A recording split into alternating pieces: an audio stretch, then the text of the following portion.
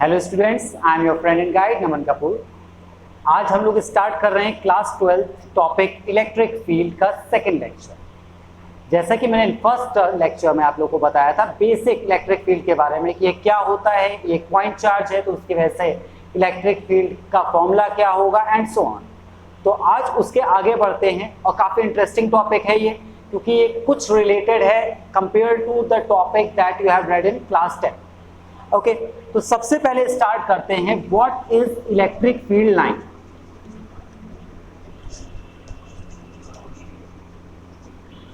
Okay, electric field line ये क्या है, इससे रिलेटेड आप लोगों ने क्लास 10 में मैग्नेटिक फील्ड लाइंस और उसकी प्रॉपर्टीज पढ़ी, वहां से काफी सिमिलर है। अब मैग्नेटिक फील्ड लाइन में पढ़ते थे कि magnetic field line north pole से स्टार्ट होती है, साउथ पोल में जाती है, कोई भी दो मैग्नेटिक फील्ड लाइंस कभी इंटरसेक्ट नहीं करती। तो काफी हद तक सिमिलरिटीज हैं इलेक्ट्रिक फील्ड लाइन और मैग्नेटिक फील्ड लाइन। कैसे हैं जरा देखते हैं। जरा इलेक्ट्रिक फील्ड लाइन एक्चुअल में होती क्या है, हमें ये समझना है। इलेक्ट्रिक फील्ड लाइंस मींस मैंने अगर एक यहाँ पे एक लाइन बनाई तो ये लाइन क्या इंडिकेट कर रहा है ये समझना। तो ये लाइन ये इंडिकेट करती है कि अगर मैं इस लाइन पे एक पॉजिटिव चार्ज रख दूं, मींस प्लस क्यू चार्ज रख दूं, तो वो प्लस क्यू चार्ज इस पाथ के अलोंग मूव करेगा। Means it gives the direction of motion if any positive charge, and that must be a test charge, a positive test charge. If that charge is placed at any of this point, then it will move along this line. तो हमें ये direction बताता है कि अगर हम positive charge को रखेंगे तो वो किस डायरेक्शन में मूव करेगा। अब किसी के माइंड में क्वेश्चन आ सकता है निगेटिव चार्ज को रखेंगे तब क्या होगा, तो निगेटिव चार्ज अगर आप इस लाइन पर रखेंगे तो वो जस्ट अपोजिट मूव करेगा। So electric field line actual में है क्या, ये आपको इलेक्ट्रिक फील्ड की डायरेक्शन बताता है। मींस जो मैंने भी आपसे कहा कि पॉजिटिव चार्ज को रखेंगे तो वो उसी डायरेक्शन मूव करेगा, इट मींस ये आपको इलेक्ट्रिक फील्ड की डायरेक्शन बता रहा है। अब इलेक्ट्रिक फील्ड लाइंस की कुछ प्रॉपर्टीज की जरा हम लोग बात करते हैं। सबसे पहली चीज कि इलेक्ट्रिक फील्ड लाइन हमारे पास जो होती है these are continuous curve. Okay, continuous curve का मतलब क्या हुआ, कॉन्टिन्यूअस वर्ड ये आपने मैथ में भी सुना है, पढ़ा होगा। कॉन्टिन्यूअस मींस जिसमें ब्रेक ना हो। मींस कोई भी इलेक्ट्रिक फील्ड लाइन ऐसा नहीं होती कि यहां जा रही है भाई, ब्रेक ले लिया फिर यहां जाएगी फिर यहां जाएगी। नो, अगर एक इलेक्ट्रिक फील्ड लाइन है so it must be continuous. यहां से स्टार्ट हुई है, कर्व जा रही हो चाहे स्ट्रेट लाइन जा रही हो, कहीं पे भी उसमें ब्रेक नहीं होगा। This is first property of electric field line. Second thing, आप मैग्नेटिक फील्ड लाइन में ये चीज पढ़ते थे कि magnetic field line north pole से साउथ पोल जाती है outside a magnet, and inside a magnet it goes from south pole to north pole. It means वो क्लोज्ड कर्व होती है कि जिस पॉइंट से स्टार्ट हुआ उसी पॉइंट पे घूम के आई। बट इलेक्ट्रिक फील्ड लाइन में ऐसा नहीं होता, these do not form closed loop.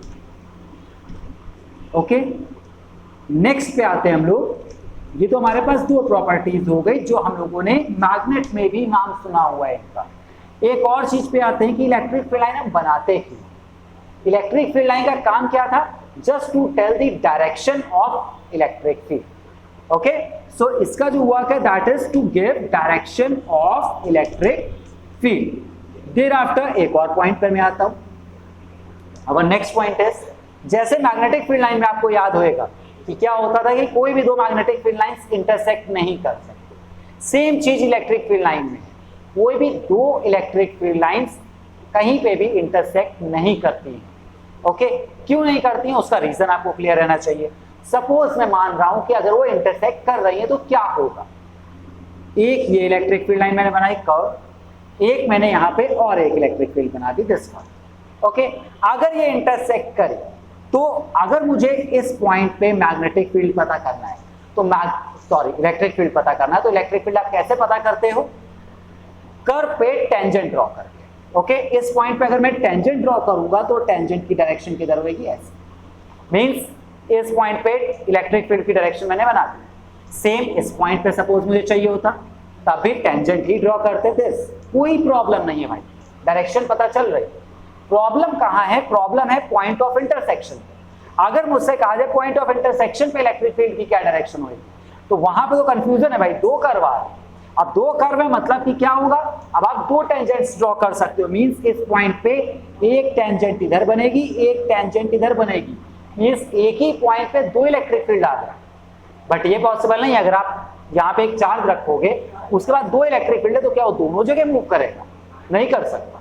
Means electric field lines can never intersect each other. Okay, आप इसका रीजन क्लियरली लिख सकते हो, मैं एक बार डिक्टेट करता हूं, आपको क्लियर है कि नहीं। If two electric field lines intersect each other, then at the point of intersection, to know the direction of electric field, we have to draw two tangents, but it is not possible that two direction of electric field is possible at a point. Okay, इसके बाद कुछ और बात करते हैं। Electric field line जैसे magnetic field में होता था, जहां पे मैग्नेटिक फील्ड स्ट्रांग होता था वहां पे मैग्नेटिक फील्ड लाइंस काफी ज्यादा क्लोज होती थी, जहां मैग्नेटिक फील्ड वीक वहां पे मैग्नेटिक फील्ड लाइंस वीक होती थी। वही चीज हमें यहाँ पे समझनी है, क्या कि जहां पे हमारे पास इलेक्ट्रिक फील्ड स्ट्रांग है, इट मींस वहां पे इलेक्ट्रिक फील्ड लाइंस काफी ज्यादा क्लोज होंगी। मींस समझिएगा, अगर मैंने एक केस आपको ये दिखाया है, एक केस मैंने आपको ये दिखाया है, इससे आपको क्या क्लियर हो रहा है कि फर्स्ट केस में इलेक्ट्रिक फील्ड लाइंस काफी ज्यादा क्लोज है, मतलब this indicates strong electric field, and this one, the second one, this will indicate weak electric field. Okay, these are some of the properties जो आपको बिल्कुल क्लियर रहनी चाहिए। अब इसके बाद हम बात करते हैं कि अगर डिफरेंट चार्जेस है मेरे पास, मैंने आपसे कहा एक पॉजिटिव चार्ज है, इसकी वजह से इलेक्ट्रिक फील्ड लाइन कहाँ बनेगी? एक पॉजिटिव चार्ज है, एक नेगेटिव चार्ज। अगर आप लोग को याद हो, ऐसा मैंने फर्स्ट लेक्चर में आपको बताया था, electric dipole, that if two equal magnitude but opposite polarity charges are placed at a short distance, then it constitute a electric dipole. तो अगर एक डाइपोल है तो उसकी वजह से इलेक्ट्रिक फील्ड लाइन कैसे बनेगी, उसकी बात करनी है। बहुत इंपॉर्टेंट क्वेश्चन है फॉर कॉन्सेप्चुअल टाइप। ओके, तो स्टार्ट करते हैं हम लोग। Electric field lines due to some charges, this is our topic. सबसे पहले हम लोग बात करते हैं single charges. Single charge means मैं आइसोलेटेड चार्ज मान रहा हूं। जैसे आप मैग्नेटिक फील्ड में पढ़ते थे कि भाई आइसोलेटेड पोल एग्जिस्ट नहीं करता, means single north single south exist नहीं करता, बट इलेक्ट्रिक फील्ड में आपको पता है भाई, अगर आप पढ़ रहे हो चार्ज तो पॉजिटिव चार्ज भी पॉसिबल है सर, नेगेटिव चार्ज भी पॉसिबल है सर। तो यहां हम लोग लेते हैं क्या, पहली चीज मैंने ली isolated positive charge.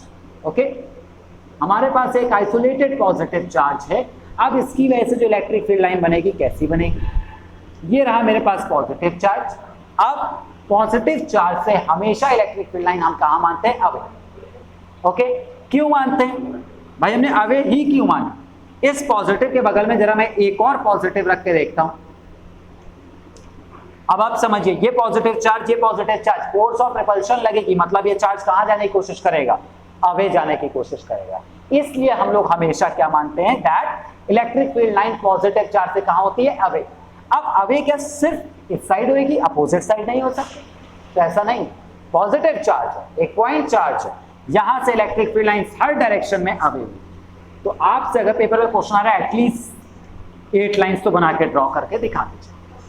This is our electric field lines due to isolated positive charge. Similarly अगर मैं आइसोलेटेड नेगेटिव चार्ज की अगर बात करता हूं, तो नेगेटिव चार्ज जस्ट इसी से क्लियर हो जाना चाहिए भाई, पॉजिटिव से अगर अवे है तो नेगेटिव से क्या होगी? टुवर्ड।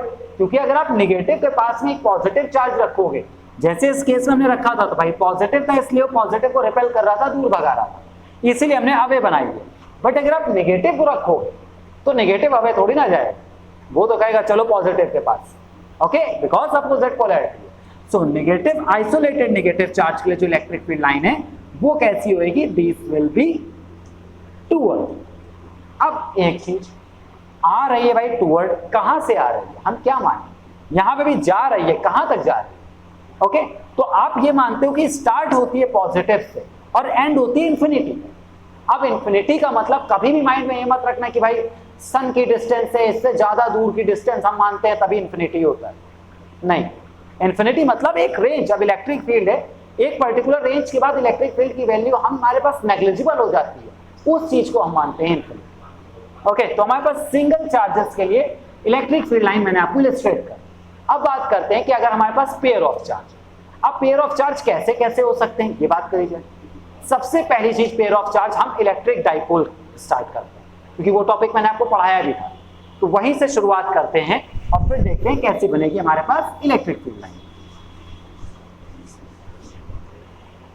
ओके, एक इलेक्ट्रिक डाइपोल है, इट मींस एक साइड पे मेरे पास पॉजिटिव चार्ज है, एक साइड पे नेगेटिव चार्ज है और दोनों का magnitude same Q Q separated by a small distance. अब दोनों में हमें क्या करना है, पहले तो आप अलग अलग सोचिए, पॉजिटिव से अवे बनती थी, नेगेटिव से टूवर्ड बनती। तो अगर मैं यहां पे बनाऊंगा भाई, पॉजिटिव से अवे जा रही है, नेगेटिव के टूवर्ड आ रही है, मतलब ये लाइन अगर मैंने ऐसे एरो बनाया तो कहीं से गलत नहीं है, पॉजिटिव से दूर भी जा रही है, नेगेटिव के टूवर्ड भी जा रही है। इसके आगे कुछ बात करते हैं, जो इधर पॉजिटिव से निकलेगी भाई वो तो हम नहीं दिखा सकते कि घूम के कहां से आ रही है, तो आपने सेंटर लाइन ये दिखाई। ओके, इसके बाद जो ऊपर जा रही होगी वो घूम के नीचे आने की कोशिश करेगी, तो यहां पे मेरे पास कैसे बनेगा, ये बन जाएगा curve, this one. Similarly this is also a curve. अब आप 2-3 कर्व्स दिखा दिए, ज्यादा जरूरत नहीं है कि आप बहुत सारे कर्व दिखाओ, क्योंकि डायग्राम नीट एंड क्लीन होना चाहिए आपका। ओके, तो हमने 3 कर्व से शो हो रहा है कि भाई कर्व है और पॉजिटिव से निकल रही है, नेगेटिव में जा रही है। इसके बाद नॉर्मल चीज की पॉजिटिव से अवे दिखा रहे थे, पॉजिटिव से अवे मैंने दिखा दिया, नेगेटिव पे टूवर्ड दिखा रहे थे, टूवर्ड मैंने दिखा दिया। ओके, ये हमारे पास इलेक्ट्रिक फील्ड लाइन बन गई due to an electric dipole. अब बात करते हैं कि अगर मेरे पास ये दोनों चार्ज मैग्नीट्यूड सेम होता, पोलैरिटी भी सेम होती, तब क्या फर्क पड़ता, तो उसकी भी बात कर लेते हैं। यहां मैंने प्लस क्यू लिया है, यहां पे भी मैंने प्लस क्यू ले लिया। Okay, so this is opposite of dipole. वैसे ही डायग्राम मुझे दिख रहा है क्या है, दोनों same magnitude same polarity charges हैं। अब दोनों पॉजिटिव हैं, मतलब दोनों से इलेक्ट्रिक फील्ड लाइन क्या करेगी, निकलने की कोशिश करेगी। Okay, electric field line is away from positive charge. इन दोनों से इलेक्ट्रिक फील्ड लाइन अगर निकलेगी तो अब समझिएगा, एक यहां से निकल रही है, एक यहां से निकल रही है। अब ये दोनों तो आपस में आके मीट नहीं करेगी, क्योंकि एक ही लाइन पे आप 2 एरो कैसे दिखा सकते हो, चार्ज को कंफ्यूज करना है कि भाई इधर जाए कि उधर जाए, तो ये चीज पॉसिबल ही नहीं है हमारे पास। 2 चीजें अगर ऐसे आ रही हैं और वो रिपेल कर रही है, सो ये क्या ट्राई करेंगे कि एक अलग पाथ पे चल, बट मीट ना करें। तो यही काम यहां पर होएगा कि यहां पे जो इलेक्ट्रिक फील्ड लाइन आ रही थी वो क्या ट्राई करेगी, वो जो भी हल्के से ऊपर है वो ऊपर जाने की कोशिश कर रही, जो यहां है वो नीचे जाने की कोशिश कर रही, सो ऑन। जो यहां पर होएगी ये भी ऊपर जाने की, ऊपर की तरफ बेंड होएगी, जो यहां होगी वो भी इधर की तरफ बेंड करेगी। बाकी इस साइड की आप सिमिलरली जैसे नॉर्मल पॉजिटिव आइसोलेटेड चार्ज में दिखाते थे वैसे ही दिखा दीजिए। ये away away away is also away away and away, complete. अब इसमें कुछ मिस हो रहा है, वो मिस क्या हो रहा है वो भी मैं बताऊं। अगर दोनों का मैग्नीट्यूड सेम है, चार्ज सेम है, तो इन दोनों के बीच में जो पॉइंट होगा वहां पे इलेक्ट्रिक फील्ड कितना होगा, 0। ओके, अगर आप यहाँ पे कोई भी चार्ज रख दोगे, पॉजिटिव रखा तो जितना ये धक्का मारेगा भाई उतना ही वो भी धक्का मारेगा, दोनों तरफ से इक्वल फोर्स लगी, चार्ज वहीं का वहीं। तो इस पॉइंट को हम बोलते हैं न्यूट्रल पॉइंट। और न्यूट्रल पॉइंट सिर्फ यहां नहीं होता, न्यूट्रल पॉइंट हमारे पास यहां पर हर जगह। Okay, this is neutral line, but point आप ये शो कर दिए that it is neutral point. Okay, अब इसके आगे कुछ और बात करते हैं। डायग्राम तो आई होप सो क्लियर होएगा आप लोगों को। अब यही मेरे पास अगर 2 नेगेटिव चार्ज होते तब क्या फर्क होता, तब भी हमें पता है कि नेगेटिव नेगेटिव है, दोनों में क्या आनी है, अब अवे नहीं जाएंगे, दोनों में टूवर्ड आनी। अब अगर दोनों में टूवर्ड आनी है तो क्या चीज होएगी, तब भी आपको पता है 2 इलेक्ट्रिक फील्ड लाइंस यहां पे आप एक साथ कंबाइन नहीं दिखा सकते थे। चलिए स्टार्ट करते हैं। अब मेरे पास है 2 negative end of equal magnitude. Okay, अब इसमें भी आनी है, इसमें भी आनी है। अब यहां से तो आप ऐसे नहीं दिखा सकते कि इसकी तरफ भी टूवर्ड है, इसकी तरफ भी टूवर्ड। एक लाइन में 2 एरो, नॉनसेंस हो गया भाई, खत्म करो। सेम जो ये डायग्राम बना है यही डायग्राम बनना है। इसके लिए आप अवे दिखाते हो, इसके लिए टूवर्ड दिखा दो, कोई और डिफरेंस ही नहीं करना हमको। इट मींस कुछ ऐसा।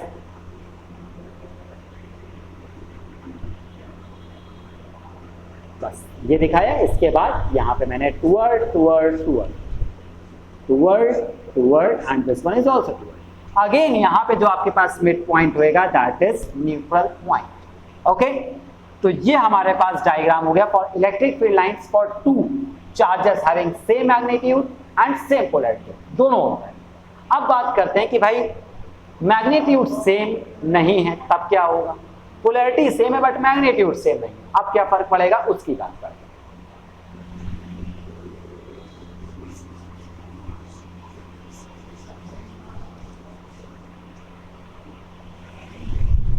चलिए ये भी प्लस ये भी प्लस, मैग्नीट्यूड में मैं को डिफरेंस मान लेता हूं, दिस इज Q1 Q2 और मैंने आपसे कह दिया क्या कि Q1 ग्रेटर है एज कंपेयर टू Q2। अब आप ये समझिएगा, इसको बहुत ही बिल्कुल बेसिक आइडिया से आप कर सकते हो। अगर ये चार्ज ज्यादा मैग्नीट्यूड का है, ये कम मैग्नीट्यूड का है, अब अगर आप न्यूट्रल पॉइंट सेंटर पे बनाते बिल्कुल, तो क्या वो चार्ज न्यूट्रल मतलब कहीं मूव नहीं करता? खुद सोच लीजिएगा, ये चार्ज ज्यादा मैग्नीट्यूड का है, ये कम मैग्नीट्यूड का है, तो ये इस पे ज्यादा फोर्स लगाएगा, ये इस पे कम फोर्स लगाएगा। इट मींस न्यूट्रल पॉइंट अब मेरे पास सेंटर पे नहीं हो सकता है। अब न्यूट्रल पॉइंट कहां पर होएगा इसकी बात करते हैं। तो न्यूट्रल पॉइंट किस तरफ शिफ्ट हो सकता है ये देखते हैं।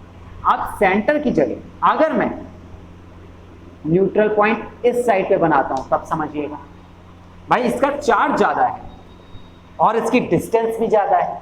ओके, चार्ज बढ़ता है तो आपको पता है फोर्स बढ़ती है और डिस्टेंस बढ़ती है तब फोर्स कम होती है। तो अगर मैंने यहाँ पे डिस्टेंस बढ़ा दी, चार्ज ऑलरेडी ज्यादा था, डिस्टेंस अगर मैं बढ़ा दूंगा तो मेरे पास फोर्स क्या हो जाएगी, कम होके वापस नॉर्मल उतनी हो जाएगी जितनी चार्ज बढ़ने की वजह से हुई। इट मींस ऐसे केस में जब भी आपके पास दो डिफरेंट मैग्नीट्यूड के चार्ज आ जाए तो आपका न्यूट्रल पॉइंट किस तरफ शिफ्ट होता है, हमेशा उस साइड जिस साइड पे चार्ज कम है। देखिए Q2 चार्ज मेरे पास लेस था तो न्यूट्रल पॉइंट उस साइड पे शिफ्ट हुआ। अब ये न्यूट्रल पॉइंट शिफ्ट होने से डायग्राम पे क्या फर्क पड़ेगा ये समझते हैं। सबसे पहले डायग्राम बनाने के लिए न्यूट्रल पॉइंट वाले के लिए आप हमेशा एक डॉटेड लाइन बना लीजिए न्यूट्रल पॉइंट। इसके बाद अब अपनी पॉजिटिव से अवे निकलनी है, अभी पॉजिटिव से अवे निकलनी है। जो यहां से जाएगा उसको यहां तक दिखाना है, जो यहां से आएगा यहां तक। कभी भी इस डॉटेड लाइन पे आप टच मत कराइएगा दोनों लाइंस पे, क्योंकि ये बेंड हो रही है, हम ये मानते हैं इन्फिनिटी पे जाके कहीं मिले। ओके, सेम चीज नीचे जो जा रही है वो भी ऐसे ही पॉजिटिव चार्जेस थे इसलिए हमने अवे बना दिया। तो दो तीन आप ऐसे कर्व्स दिखा दीजिए, हमारा काम हो गया। इसके अलावा जो बाकी आपको बनाने होते हैं वो आप डायरेक्ट बनाइए। आप पॉजिटिव है away away away away away and away, काम कंप्लीट। ठीक, बस डिफरेंस क्या आ गया कि आपकी बार हमारे पास न्यूट्रल पॉइंट उस साइड शिफ्ट हो गया जहां पे जिस चार्ज का मैग्नीट्यूड कम था। सेम चीज जब नेगेटिव चार्जेस आएंगे तब भी आपको माइंड में रखनी है कि जिसका मैग्नीट्यूड कम है न्यूट्रल पॉइंट उसी साइड शिफ्ट होएगा। और अगर आप पहले न्यूट्रल पॉइंट बना के ये सेंटर लाइन बना लोगे तो डायग्राम बनाने में कुछ भी फर्क नहीं है, मतलब बड़े आराम से बन जाएगा, क्योंकि सेम वही है जो हमने पहले बनाया था। यहाँ भाई हमें ज्यादा लेंथ के कर्व्स दिखाने या कम लेंथ के कर्व दिखाने, वो हमें पता कैसे चला, इस न्यूट्रल पॉइंट से पता चला। तो पहला मोटिव हमारा होना चाहिए कि न्यूट्रल पॉइंट फाइंड आउट करना। अब इसके बाद हमारे पास बच रहा है that is any conducting plate. Okay, तो यहां पे बात करते हैं कि कोई भी मेरे पास प्लेट है, positive charge, okay, positive charge है and charge is uniformly distributed. इस वर्ड का मतलब क्लियर रखिएगा कि सपोज यहां पे मैं एक 1 सेंटीमीटर स्क्वायर पार्ट ले रहा हूं और वहां पे 1 कूलम चार्ज है, तो यहां पे अगर मैं 1 सेंटीमीटर स्क्वायर पार्ट ले रहा हूं तो वहां पे भी 1 कूलम चार्ज ही होगा। ऐसा नहीं है कि कहीं पे चार्ज ज्यादा कहीं पे charge come. This is called uniformly, ये वर्ड बहुत जगह आएगा। तो एक यूनिफॉर्मली चार्ज प्लेट है, पॉजिटिव प्लेट है, इससे जो आपके पास इलेक्ट्रिक फील्ड लाइन बनेगी that is this. Okay, positive charge, ये समझिएगा ये प्लेट है मेरे पास, पॉजिटिव चार्ज है तो पूरी प्लेट पे पॉजिटिव है, तो यहां से इलेक्ट्रिक फील्ड लाइन इधर बनेगी, पीछे वाली साइड से इधर बनेगी। अब इसमें जो मेन चीज याद रखनी है दैट इज कि जो इलेक्ट्रिक फील्ड लाइन होती है वो हमेशा सरफेस के नॉर्मल होती है। एक नॉर्मल और एक परपेंडिकुलर वर्ड में मे भी आप लोग कंफ्यूज होते हो या तो सेम समझते हैं। परपेंडिकुलर मतलब भी 90 डिग्री था, नॉर्मल मतलब भी 90 डिग्री है। डिफरेंस क्या होता है कि परपेंडिकुलर आप यूज करते हो स्ट्रेट लाइन, किसी भी कर्व के लिए यूज कर सकते हो, नॉर्मल यूज करते हो किसी सरफेस के लिए। लाइक दिस हैंड, ये मैंने प्लेट मानी है तो इस पे अगर मैं मैग्नेटिक फील्ड की बात या सॉरी इलेक्ट्रिक फील्ड की बात करता हूं तो इलेक्ट्रिक फील्ड लाइन कैसे होगी, नॉर्मल, ओके, सरफेस के परपेंडिकुलर। तो अगर मैंने प्लेट ऐसे रखी है तो इलेक्ट्रिक फील्ड लाइन ऐसे आगे जा रही है। ओके, अब यूनिफॉर्मली चार्ज मैंने बोला था,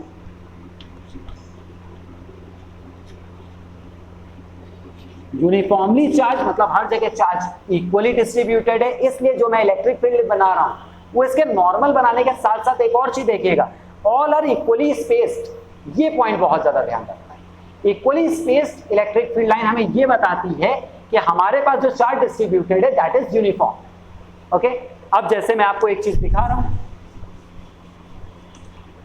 एक डायग्रामेटिक क्वेश्चन एमसीक्यू में आने के बहुत ज्यादा चांसेस है इस टाइप के क्वेश्चन के।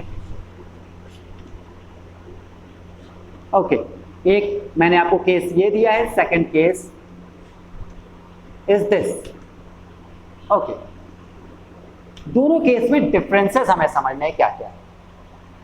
पहला डिफरेंस अगर इसमें देखा जाए, इनके बीच की डिस्टेंस कम है। अगर डिस्टेंस कम है मतलब कि ये कौन सा मैग्नेटिक फील्ड है, this is strong magnetic field as compare to this is weak magnetic electric field. पहले इलेक्ट्रिक फील्ड होगा तो इलेक्ट्रिक फील्ड लाइंस की प्रॉपर्टीज चलेंगी, मैग्नेटिक होगा तो मैग्नेटिक की प्रॉपर्टीज चलेंगी।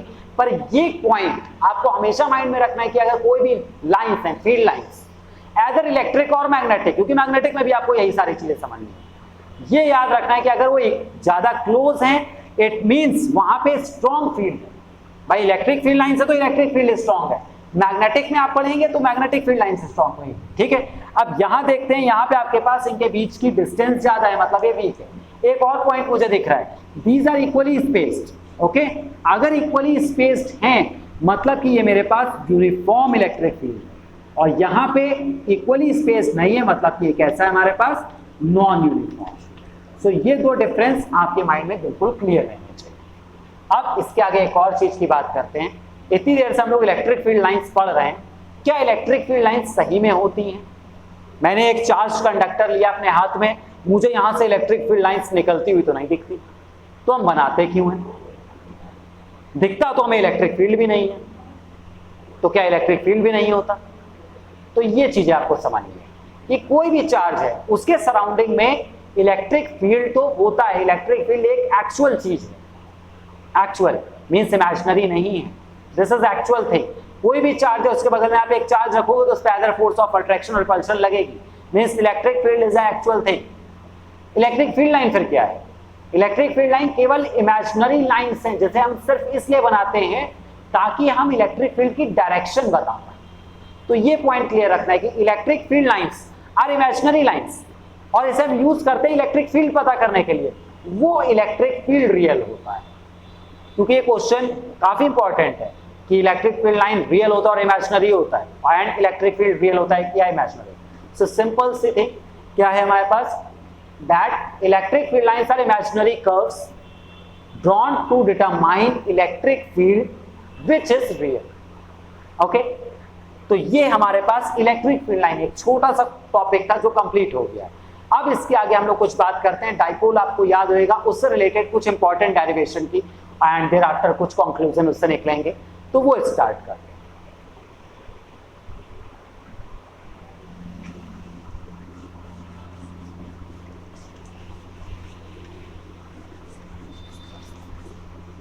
ओके, सो जो हमारे पास टॉपिक है वो क्या है कि अगर कोई भी मुझे डाइपोल दिया गया, आपको ये पता है एक चार्ज रखा है, उससे कहीं पे भी अगर हम इलेक्ट्रिक फील्ड निकालना चाहें तो निकाल सकते हैं।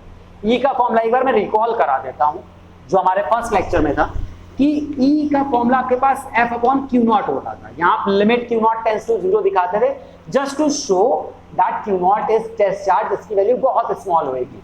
और एफ का फॉर्मूला अगर आप यहाँ पे रख दो जो आपने कूलम्ब्स लॉ में पढ़ा हुआ है 1/4πε0 k Q1 Q2 upon R square, तो उससे क्या होगा देखते रहे। इलेक्ट्रिक फील्ड का फॉर्मूला 1/4πε0, एक चार्ज को मैं Q, एक को Q नॉट मान लेता हूं, अपॉन में ये मैंने फोर्स की वैल्यू रखी, अपॉन में Q नॉट रखते थे, Q नॉट से Q नॉट कैंसिल हो गया, हमारे पास E का फॉर्मूला बचता था 1/4πε0 Q अपॉन R स्क्वायर। देखिए यहाँ मैंने K नहीं लगाया, अगर हम एयर मान रहे हैं, अगर डाइलेक्ट्रिक होता तो भाई यहाँ पे K भी लगा के दिखा देते।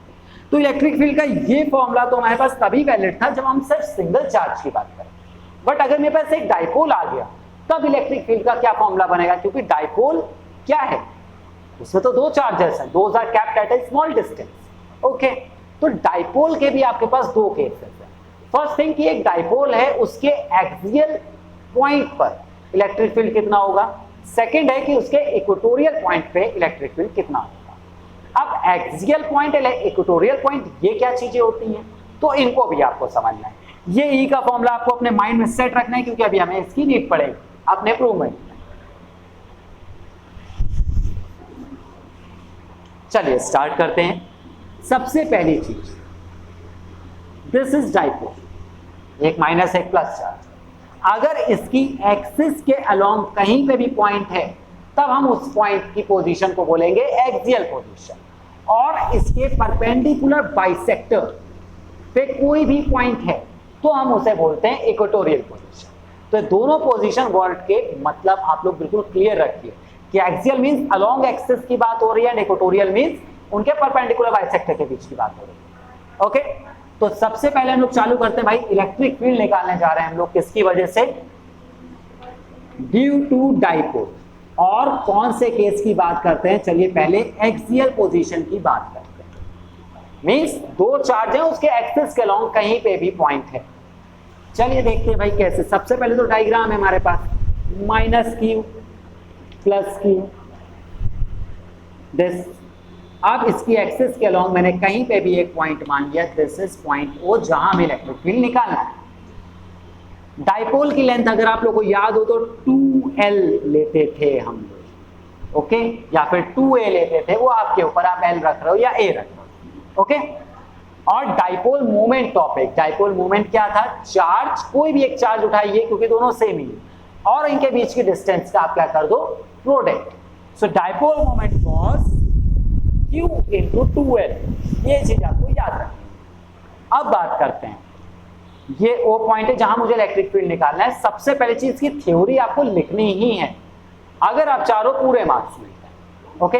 तो थ्योरी हमारे पास क्या बनती है, first thing, let us consider a dipole having charges minus q and plus q placed at short distance to L.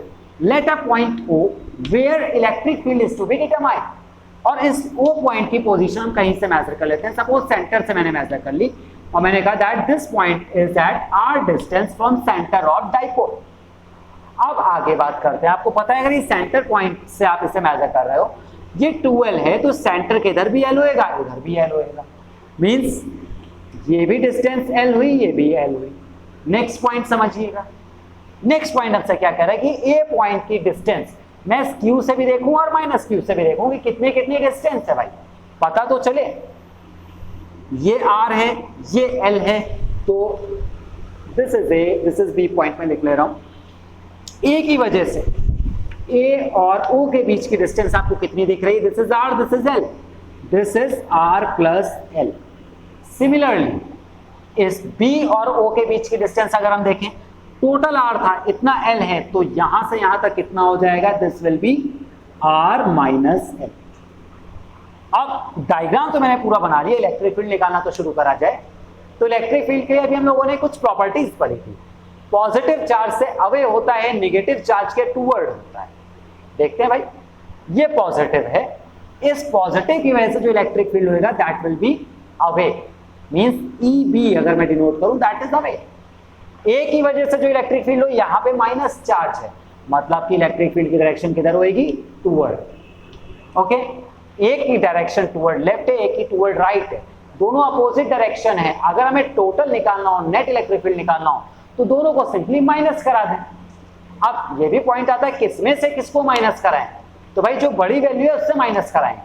अब जो चार्ज पास में है इस पॉइंट के, उसकी वजह से जो इलेक्ट्रिक फील्ड होगा वो ज्यादा होगा, क्योंकि इलेक्ट्रिक फील्ड का फॉर्मूला जो हम लोगों ने पढ़ा है अभी तक, that is E equal to 1/4 pi epsilon naught Q upon R square. Electric field distance के इनवर्सली प्रोपोर्शनल, इट मींस जहां पे आपको डिस्टेंस कम दिख रही है वहां पे इलेक्ट्रिक फील्ड ज्यादा होगा। तो B पॉइंट की वजह से जो इलेक्ट्रिक फील्ड है उसका मैग्नीट्यूड ज्यादा होगा as compare to electric field due to A point, क्योंकि वो हमारे पास ज्यादा डिस्टेंस पे है। तो अगर मुझे नेट इलेक्ट्रिक फील्ड निकालना है तो मुझे क्या करना पड़ेगा, EB माइनस EA कराना पड़ेगा। अब पहले तो जरा देखते हैं, EB लिखते हैं और EA लिखते हैं।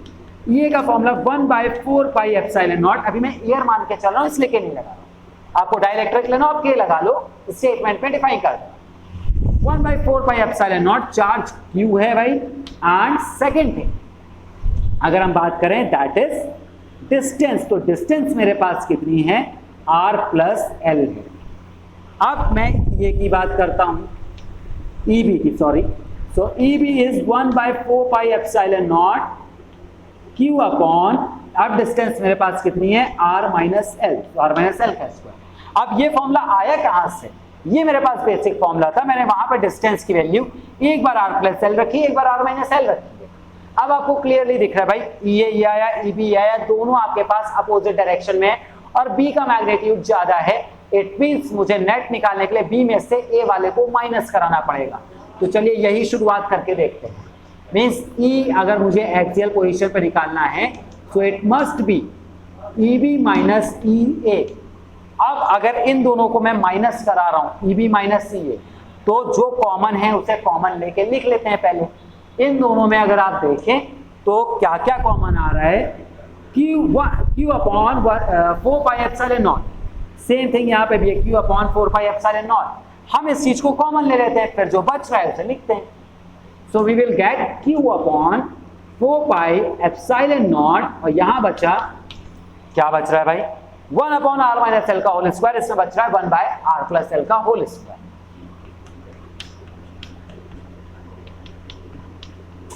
ओके, अब क्या बच रहा है इसमें, सिंप्लीफिकेशन है, ऐसा आप लोग क्लास 10th में 9th में करते आ रहे हो मैथ्स में। सिंप्लीफाई करना है, एलसीएम लेना है, ऐसे सिंपल कराते हैं, फिर देखते हैं क्या होगा। अब मैंने एक पॉइंट लिखा था, देखिएगा डाइपोल मोमेंट क्यों लिखा था, कोई ना कोई तो यूज होएगा इसमें। जब भी आप डाइपोल से इलेक्ट्रिक फील्ड निकालोगे तो आपका इलेक्ट्रिक फील्ड के आंसर में डाइपोल मोमेंट होना ही चाहिए, क्योंकि कोई भी डाइपोल है उसके पास डाइपोल मोमेंट होता है, तो हमें अपने आंसर को डाइपोल मोमेंट के फॉर्म में ही रखना है। तो वो कैसे आएगा वो भी कोशिश करते हैं, आएगा Q by 4 pi epsilon naught. यहां बेटा मैंने एलसीएम लिया, अगर r प्लस एल का होल स्क्वायर यहां पहुंच जाएगा, माइनस r माइनस एल का होल स्क्वायर यहां पहुंच जाएगा। This will be r minus L का whole square, r plus L का होल स्क्वायर। आगे देखते हैं क्या है, ऊपर a प्लस बी का होल स्क्वायर, यहां a माइनस बी का होल स्क्वायर। फॉर्मूला आप ओपन कर सकते हो, नीचे आपको दिख रहा है a माइनस बी का whole square, a plus B का होल स्क्वायर। अगर आप देखो this is a minus B, this is a plus B, पूरे का अगर आप होल स्क्वायर मान लो तो ये बन जाएगा a minus B and a plus B is a square minus b square. तो ये काम करते हैं। अच्छा, आप इसे सिंप्लीफाई करोगे, सिंप्लीफाई करने के बाद क्या आएगा, डायरेक्टली लिख लें या फिर करते हैं, देखते हैं। आप इसे अगर ओपन करोगे, this is r square plus l square plus 2rl, this is minus r square minus l square minus 2rl, upon में हमारे पास आ गया r square minus l square का होल स्क्वायर। अब और क्या हो सकता है देखा जाए, r square l square cancel, हमारे पास बच रहा है 4rl, this is plus 4rl। Okay, क्योंकि a माइनस बी का होल स्क्वायर हमने फॉर्मूला खोला था, बाहर माइनस लगा था, सबके साइन चेंज करके मैंने डायरेक्टली लिखा है। सो हमारे पास this is 2rl, this is 2rl, it will become 4rl। इसको सिंप्लीफाई करते हैं, देखते हैं क्या बनता है हमारे पास, Q upon 4 pi epsilon not into 4rl upon r square minus l square का होल स्क्वायर। इतना तो आ गया, मतलब हमने इलेक्ट्रिक फील्ड निकाल लिया। अब बात यह है कि हम इसे और सिंप्लीफाई कैसे करें, हम इसमें डाइपोल मोमेंट का टर्म कैसे लाएं। तो डाइपोल मोमेंट का हमें फॉर्मूला पता है, that is Q into 2l। हम यहां से कोशिश करें तो भाई Q इंटू 2l बना सकते हैं, कैसे बनेगा देखते हैं। यहां तक तो आई होप सो बिल्कुल क्लियर होगा। हम लोगों ने क्या क्या करा एक बार रिकॉल करते हैं। दो चार्ज हमने रखे हैं क्योंकि डाइपोल है, और एक्सियल पोजीशन पे एक पॉइंट बना है, वहां पे हमने डिफरेंट A की वजह से अलग, B की वजह से अलग इलेक्ट्रिक फील्ड निकाल दिया। निकालने के बाद हमने देखा कि भाई दोनों की डायरेक्शन अलग है, हमने दोनों को माइनस कराया, माइनस बड़े में से छोटे वाले को कराना है, EB माइनस ये कराया हमने, जस्ट सो ऑन, बस सॉल्व करते चले गए। अब मान लीजिए आपने छोटे में से बड़े वाले को माइनस करा दिया, ये माइनस EB करा दिया, तो प्रॉब्लम क्या होगी, सर सही कैसे करेंगे। तो याद रखें वो आंसर आएगा just negative, it means direction opposite आ। ओके, तो अब इसको मैं और सिंप्लीफाई कराने जा रहा हूं, देखते हैं सिंप्लीफाई होके कहां तक पहुंचेंगे। तो मुझे यहां से बनाना था, P का फैक्टर लाना है। P का फॉर्मूला हमारे पास आ रहा है Q upon this into this. मैं 4 को 2 इंटू 2 लिख सकता हूं, 4 pi epsilon not 2 into 2 into r into l, यही चीज है हमारे पास। अपॉन में क्या आ रहा था, r square minus l square का होल स्क्वायर। अब देखा जाए जरा, 2 into Q into l, this is dipole moment. Okay, तो अब मेरे पास इलेक्ट्रिक फील्ड का फॉर्मूला क्या आ गया, 1/4 पाई एप्सिलॉन नॉट 2QL की जगह आप P लिख सकते हो और क्या बच रहा है 2R, मतलब कि 2RP upon R square minus L square का होल स्क्वायर। ये हमारे पास आ गया इलेक्ट्रिक फील्ड, किसकी वजह से, डाइपोल की वजह से, वो भी किस पॉइंट पर, एक्सियल पोजीशन पर। ओके, वो भी किसके टर्म में हम लेके आए हैं, डाइपोल मोमेंट के टर्म में लेके आए हैं। अब इसका एक पर्टिकुलर केस है, उसकी भी बात करते हैं। अगर मेरे पास जो पॉइंट मैंने एक्सियल पे माना है वो बहुत दूर होता, अगर बहुत दूर होता मतलब जो R डिस्टेंस है ये बहुत बड़ी होती है as compare to L, R is much greater than L, तो आप क्या कर सकते हो, यहां पे जो R square minus L square दिख रहा है इसमें से आप L को निग्लेक्ट कर सकते हो। ओके, ये याद रखना कि कोई चीज यहां मल्टीप्लाई में यहां निग्लेक्ट नहीं करोगे, प्लस माइनस हो रहा है वहां पे ये हमेशा निग्लेक्शन दिखाते हैं। तो यहां पे निग्लेक्ट क्यों हो सकता है, अगर हम एक पर्टिकुलर केस मान रहे हैं कि वो पॉइंट मेरे पास काफी दूर है as compare to length of dipole. तो चलिए देखते हैं क्या होता है। मींस हम केस लेके क्या चल रहे हैं, that R is much greater than L, तो यहां से आपके पास L निग्लेक्ट हो जाएगा। L निग्लेक्ट हो गया तो आपके पास E का फॉर्मूला बचा 1/4 pi epsilon not 2RP upon R की पावर 4। देख लीजिए L निग्लेक्ट हुआ था, R स्क्वायर का स्क्वायर मींस R की पावर 4, एक R से एक R कैंसिल, मतलब E का फॉर्मूला आ गया 1/4 pi epsilon not 2P upon R cube. ये इलेक्ट्रिक फील्ड एक्सियल पोजीशन के लिए तब है जब आप पॉइंट को कहां मान रहे हो, काफी ज्यादा, अदरवाइज इलेक्ट्रिक फील्ड का फॉर्मूला हमारे पास ये रहा। अब इसके आगे एक्सियल हो गया हमारे पास। अब इसके बाद हम नेक्स्ट टॉपिक पे बढ़ते हैं, that is electric field at equatorial position.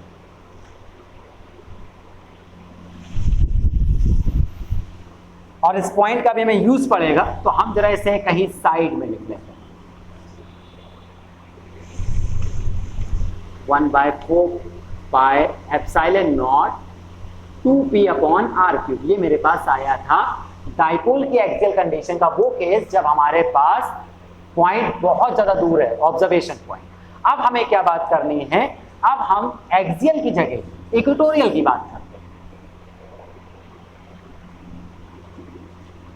Equatorial position जो मैंने अभी आपको बताई थी कहां होती है, ऑन परपेंडिकुलर बाइसेक्टर। तो भाई अब फिर से डाइपोल मैंने माना, थोड़ा बड़ा सा डायग्राम बनेगा इसका, माइनस क्यू चार्ज इधर ले लिया, प्लस क्यू इधर ले लिया, लेंथ आपको पता है आप 2L लेते हो, और इक्वेटोरियल पोजीशन मतलब कि परपेंडिकुलर बाइसेक्टर मैंने यहाँ पे पॉइंट मान लिया है जहां पे मुझे इलेक्ट्रिक फील्ड निकालना है। अब आगे बात समझनी है बहुत सारी। इस पॉइंट की यहां से डिस्टेंस में मान लेता हूं R, क्या होगा कैसे होगा देखा जाए। माइनस की वजह से जो इलेक्ट्रिक फील्ड होगा, नेगेटिव चार्ज की वजह से, वो कहां होगा, toward, means electric field due to a charge is toward. Okay, और ये पॉजिटिव चार्ज है। अगर आप पॉजिटिव चार्ज से इलेक्ट्रिक फील्ड की बात करोगे तो इलेक्ट्रिक फील्ड कहां होगा, अवे होगा, मींस एक इधर आ रहा है एक इधर आ रहा है। अब इन दोनों को सॉल्व कैसे करें बात ये, तो ये तरीका वो है जो हम लोगों ने पढ़ा था कूलम्ब्स लॉ के न्यूमेरिकल्स में। ओके, तो एक इलेक्ट्रिक फील्ड मेरे पास कहां आया है, इस डायरेक्शन में, एक इलेक्ट्रिक फील्ड आया इस डायरेक्शन में। अब इसको आगे कैसे सॉल्व कर सकते हैं वो भी देखते हैं। ये ए पॉइंट था, बी पॉइंट था, ये इधर आ गया, बी इधर आ गया। अब पहले तो निकाला भी जाए कि आएगा कितना, फिर सॉल्व कराते हैं। अगर मैं ए पॉइंट की वजह से इलेक्ट्रिक फील्ड निकालूं तो क्या बनेगा formula, 1/4 pi epsilon not, charge तो क्यू है, अपॉन में क्या होता है R स्क्वायर, बट यहाँ पे डिस्टेंस क्या लोगे, ये लो, दिस इज x, हमने यहाँ पे x स्क्वायर लिख दिया। ओके, सेम अगर मैं EB निकालूं तो EB भी यही निकलेगा, 1/4 pi epsilon not Q upon, अगर इस डिस्टेंस की मैं बात करूं तो ये भी तो x होगी, क्योंकि आपको पता है अगर इक्वेटोरियल परपेंडिकुलर बाइसेक्टर पे पॉइंट है तो ये साइड इक्वल हो जाएगी। ओके, सो क्यू अपॉन एक्स स्क्वायर। आप क्लियरली देख सकते हो ये और EB दोनों क्या आ रहे हैं, सेम आ रहे हैं। पर अब इनको सॉल्व कैसे कराया जाए, उसके लिए हम वेक्टर मेथड अप्लाई करते हैं। जरा इन इलेक्ट्रिक फील्ड्स को रिजॉल्व करते हैं। अगर ये एंगल थीटा है तो ये भी एंगल थीटा होगा, क्योंकि भाई आइसोस्केलेस ट्रायंगल बन रहा है। ओके, परपेंडिकुलर बाइसेक्टर पर है। अब मेरे पास दो इलेक्ट्रिक फील्ड है, एक इधर एक इधर, इनको कैसे रिजॉल्व करा जाएगा। अगर मैं ये को रिजॉल्व करना चाहूँ, मैं पहले यहाँ पे एक हॉरिजॉन्टल लाइन बनाऊँ। अगर ये एंगल थीटा है तो ये भी एंगल थीटा होगा, क्योंकि ये क्या बना रहा है, Z बना रहे हैं अल्टरनेट इंटीरियर एंगल्स। ये एंगल थीटा है, मतलब ये भी थीटा होगा। कौन से एंगल्स हैं? These are corresponding angle. अब अगर मैं E और EB को ब्रेक करूं, E को आप ब्रेक करोगे, थीटा के साथ वाला कंपोनेंट क्या होता है? cos theta. तो this will be E cos theta. और परपेंडिकुलर वाला कंपोनेंट आपके पास क्या होता है? sin theta. मतलब ये हमारे पास बन जाएगा ये sin थीटा। अब B वाले को बात करते हैं, जो EB लिखा है हमने, ये थीटा है, इसके साथ वाला कंपोनेंट जो है हमारे पास, ओके, एंगल के साथ वाला, अगेन इस साइड क्या हो जाएगा? EB cos theta. And perpendicular वाला जो टर्म है हमारे पास जो इधर जाएगा, that is EB sin theta. Okay, याद रखना है बस मेन चीज, जो एंगल के साथ है वो आपके पास cos थीटा है, जो परपेंडिकुलर है वो आपके पास sin थीटा है। ओके, तो ये को मैंने ब्रेक करा, ये cos थीटा, ये sin थीटा में। EB को मैंने ब्रेक करा, EB cos theta, EB sin theta. इसके आगे क्या करा जाए, क्या देखते हैं भाई। आपको ये पता है, डायग्राम थोड़ा सा टेढ़ी लाइन लग रही है, इसे सीधा कर देते हैं। ये EB था, this was EB sin theta. समझिए, यहाँ पे ये sin थीटा है, यहाँ पे EB sin थीटा है। आपको पता है E और EB आपने निकाला, दोनों इक्वल आए हैं, तो ये sin थीटा निकालोगे, EB sin थीटा निकालोगे, ये भी तो इक्वल आएंगे। और ये कैसे हैं? Equal and opposite. It means ये दोनों एक दूसरे का अफेक्ट कैंसिल आउट कर देंगे। तो हमारे पास बच क्या रहा है? हमारे पास बच रहा है एक A cos थीटा एंड एक EB cos थीटा, और दोनों की डायरेक्शन आपको क्या दिख रही है? सेम दिख रही है। तो जो मेरे पास प्रॉब्लम थी कि ये इधर था, EB इधर था, हम इसे सॉल्व नहीं कर पा रहे थे, हमने रिजॉल्व करा। रिजॉल्व करने के बाद हमको दिख गया साइन वाले टर्म्स कैंसिल हो गए और कॉस वाले टर्म्स दोनों सेम डायरेक्शन में। अगर सेम डायरेक्शन में, इट मींस आपको क्या करना पड़ेगा? उन दोनों को ऐड कराना पड़ेगा। तो E इक्वेटोरियल की अगर हम बात करें तो कितना आएगा? That is A cos theta plus EB cos theta. और आपको ये पता था कि A और EB इक्वल है, मतलब कि A cos theta EB cos theta equal होंगे। तो जब दो चीजों को ऐड करते हो तो x plus x is 2x, this will B 2A cos theta.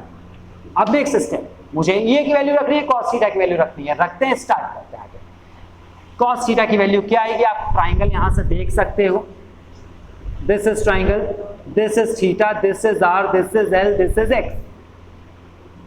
2 EA कितना है भाई? 1/4 pi epsilon naught Q upon x square. और cos थीटा अगर हम देखें, cos थीटा का formula base upon hypotenuse, it means this will B L upon x। अब आगे देखते हैं क्या कर सकते हैं हम लोग इसमें। यहां मुझे दिख रहा है 2, यहां दिख रहा है QL। Q इंटू 2L क्या होता था? डाइपोल मोमेंट, जिसे हम P से डिनोट कर सकते थे। तो हमने इतना काम तो चलो कर दिया, कोई दिक्कत नहीं है। 1/4 pi epsilon not, this will B P upon x का क्या हो जाएगा? Q। अब ये भी समझिए कि x तो हमने अपने मन से लेट करा था, हमें दिया तो केवल डाइपोल की लेंथ जाती है और एक पॉइंट, मतलब we know the L and R but we don't know what is x। तो हमें अपने आंसर में x को हटाना है। x को हटाने के लिए आप क्या कर सकते हो? सिंपली इस ट्राइंगल से पाइथागोरस थ्योरम कि x की वैल्यू अगर आप यहां से निकालोगे, ये हाइपोटेन्यूज है, तो क्या निकलेगी? √r² plus l square. तो वो x की वैल्यू मैं यहाँ पे रखने जा रहा हूँ। x की वैल्यू है √r² plus l square, under root मतलब हाफ पावर। इस वैल्यू को अगर मैंने यहाँ पे रखा तो मेरे पास क्या बन जाएगा? E इक्वेटोरियल का formula 1/4 pi epsilon not P upon r² plus l square की पावर 3/2। ओके, 3/2 क्यों हुई? क्योंकि यहाँ पे x³ लिखा था, x की जगह हमने हाफ पावर रखी है इसकी, हाफ इंटू 3 दैट इज 3/2। तो ये हमारे पास ये प्रूवमेंट पूरा कंप्लीट हो गया। ओके, जिसमें जो आपको मेन चीजें याद रखनी है वो क्या है कि आपको इलेक्ट्रिक फील्ड को रिजॉल्व करना ही पड़ेगा। अब इसमें भी एक केस की हम बात करते हैं कि अगर मेरे पास जो पॉइंट ऑफ ऑब्जर्वेशन है that is too far as compare to length of dipole, मतलब कि अगर आपके पास जो r है that is much greater than l, तो आप देखिए यहाँ पे आप l को निग्लेक्ट कर सकते हो, r की पावर बचेगी 2 इंटू 3/2। ओके, अगर आपने l को निग्लेक्ट कर दिया तो E इक्वेटोरियल आपके पास क्या आ जाएगा? 1/4 pi epsilon not P upon r cube. Okay, so equatorial के लिए हम लोग अलग अलग इलेक्ट्रिक फील्ड निकालेंगे, thereafter we have to resolve it. Resolve करने के बाद साइन के कंपोनेंट कट गए और कॉस के ऐड हो गए, खत्म। ओके, अब ये इक्वेटोरियल का हमारे पास प्रूवमेंट हो गया। अब एक और चीज की मैं बात करता हूं कि ये प्रूवमेंट के लिए मैंने पिछली प्रूवमेंट का लास्ट फॉर्मूला लिखा था, क्यों लिखा था वो भी बात कर लेते हैं। हमने ई एक्सियल जब हमारे पास R much greater than L है तो कितना आया था, 1/4 pi epsilon naught, that was 2p upon R Q. और अगर R much greater than L है तो ई इक्वेटोरियल मेरे पास कितना आया है, 1/4 pi epsilon not p upon R cube. आप दोनों में सिमिलरिटी देख सकते हो कि इस पर्टिकुलर केस में जो ई इक्वेटोरियल है वो इतना है, ई एक्सियल में आपको केवल 2 से मल्टीप्लाई दिख रहा है, बाकी सब कुछ सेम। मतलब कि जो एक्सियल पोजीशन पे इलेक्ट्रिक फील्ड होगा वो इक्वेटोरियल के कंपैरिजन में क्या होता है, डबल। बट ये तभी पॉसिबल है जब आप लेंथ को नेग्लेक्ट कर रहे हो, मतलब आप एट अ ग्रेटर डिस्टेंस की बात कर रहे हो। अदरवाइज दोनों के फॉर्मूले बिल्कुल डिफरेंट है। But at a larger distance E axial equal to 2e equatorial. तो ये हमारी आज कंप्लीट हो गई डाइपोल की इलेक्ट्रिक फील्ड की दोनों फॉर्मूलेस। तो आज के लिए हम बस इसी पे रोकेंगे। नेक्स्ट टाइम पे हम लोग कुछ और बातें करेंगे, कुछ और इलेक्ट्रिक फील्ड के न्यूमेरिकल्स भी हम लोग को डिस्कस करना है, तो उसकी बातें होंगी। और चैनल से जुड़े रहिए, बहुत जल्दी आप लोग को रीजन असर्शन के लिए लाइव क्लासेस, केस स्टडी के लिए लाइव क्लासेस मिलने वाली है। ओके, अगर आपको पसंद आए तो लाइक कीजिए, शेयर कीजिए, और कोई भी डाउट हो तो कमेंट में बताइए, ना तो हमारे व्हाट्सएप ग्रुप में जुड़ के बताइए। And get ready for reason and assertion live classes. Okay, तब तक सब खुश रहें, बढ़िया से प्रैक्टिस करें and get ready for boards. Okay.